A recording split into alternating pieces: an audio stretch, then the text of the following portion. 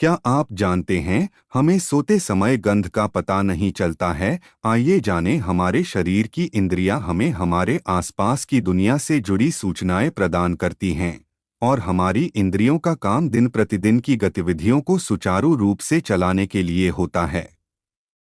इनमें से एक इंद्रिया गंध की होती है, जो नाक के द्वारा काम करती है। गंध के माध्यम से हम खाने पीने की चीजों का स्वाद पहचानने, खतरों का पता लगाने और विभिन्न वातावरणों में बदलाव महसूस करने में सक्षम होते हैं।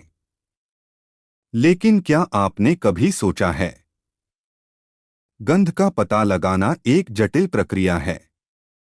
जब हम किसी पदार्थ के पास होते हैं तो उसकी गंध वातावरण में घुल जाती है और नाक के अंदर स्थित गंध कोशिकाओं ओल्फैक्टरी न्यूरॉन्स तक पहुंचती है।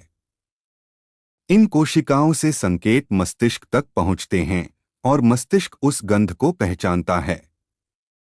इस पूरी प्रक्रिया को गंध ऑल्फैक्शन कहा जाता है। लेकिन जब हम सोते हैं तो यह प्रक्रिया क्यों प्रभावित होती है? सोते समय हमारा मस्तिष्क गहरी विश्राम अवस्था में होता है। यह एक प्राकृतिक प्रक्रिया है जिसमें शरीर और मस्तिष्क दोनों को आराम मिलता है और शरीर अपनी ऊर्जा को फिर से भरने की कोशिश करता है। सोते समय मस्तिष्क की सक्रियता बहुत कम हो जाती है, जिससे कि गंध की पहचान करने में कठिनाई होती है। मस्तिष्क की नींद के दौरान हमारे संवेदी सिस्टम्स जैसे कि गंध, दृष्टि और श्रवण पूरी तरह से सक्रिय नहीं रहते। इसका मतलब यह है कि गंध संकेत मस्तिष्क तक नहीं पहुंच पाते या बहुत कम पहुंच पाते हैं। वैज्ञानिक शोधों से यह भी पता चलता है कि गंध की पहचान के लिए हमें किसी तरह की चेतावनी की आवश्यकता होती है। जब हम सोते हैं तो हमारे शरीर की संवेदनशीलता कम हो जाती है और चेतावनी संकेतों को मस्तिष्क में पहुंचने में समय लगता है।